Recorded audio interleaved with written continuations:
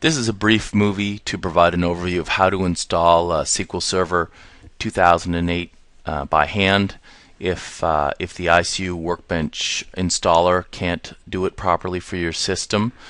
So the first thing that I'd like to ensure that you do before you attempt installing SQL Server is to reboot your computer. And the reason for this, if there's any Microsoft updates that were pending or any other application updates that were pending, it will require that you reboot SQL Server, the SQL Server install midstream, and that doesn't mean that it's not going to ask you to do that anyways. But if there's one pending, it will cause problems.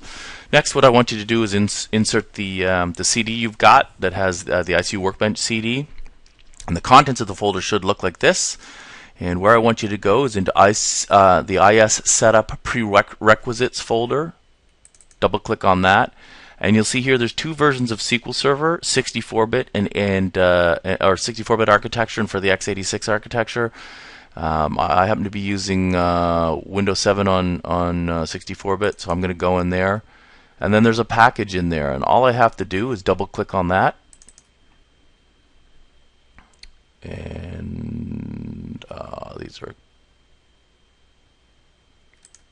run it.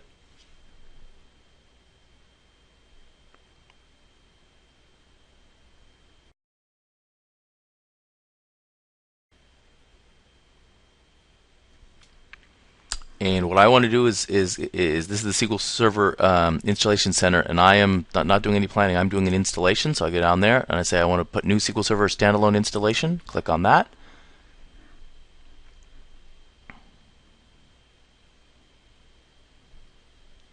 And it does a brief check, and specifically one of the things that it's doing here is making sure that you don't have to do a reboot. So if this comes up saying passed 6, failed 1, and you click on the details, chances are it's going to say that you've got to restart your computer, and then you've got to restart your computer. There's no magic there.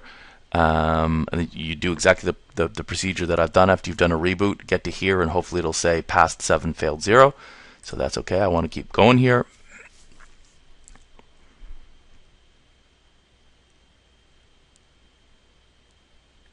Install the support files.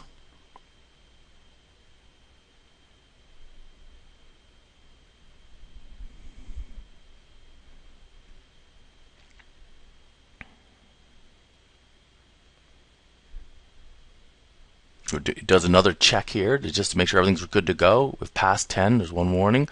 Windows Firewall, so I've got Windows Firewall running. I've got it configured. It's not an issue, but it's still giving us the warning. Click Next. Don't need a key here because this is licensed for anyone to use. Accept the terms of their agreement. And that's going to say, well, what exactly do you want to install here?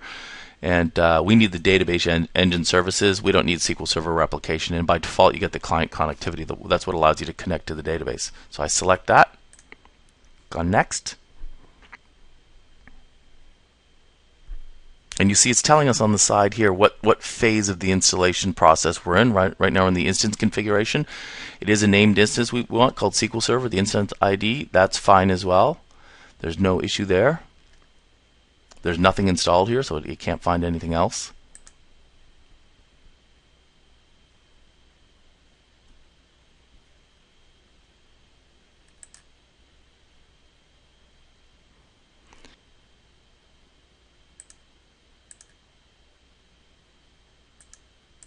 This is what I was looking for here.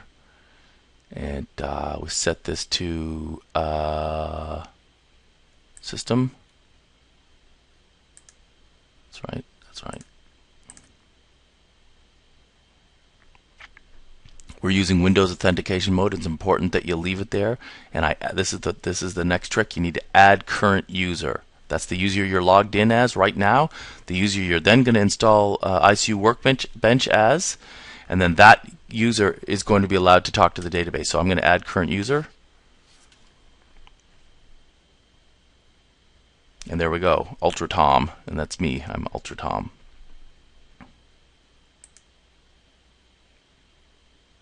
I don't report anything back, neither should you.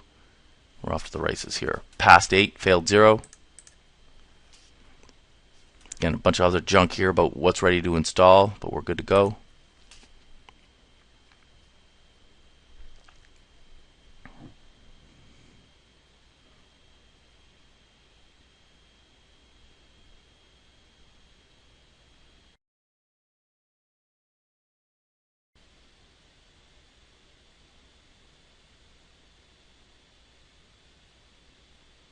Done.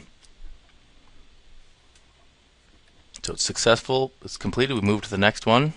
It says your SQL Server installation is completed successfully. You close this up, and you're back on this section here. So really, the only tricks is where to find the database installation stuff in our installation media in that IS setup prerequisites folder, deciding whether you've got a 64-bit or x87 architecture on your computer, going through the installation, unpacking it, running it from here, then selecting that administrative user, and then finally adding the current user or the user that's going to be using the using ICU Workbench and that you're going to be installing it as, because that's the guy that's going to need to connect to the database, and also that you need to do a reboot before you start this, and potentially a reboot during the middle.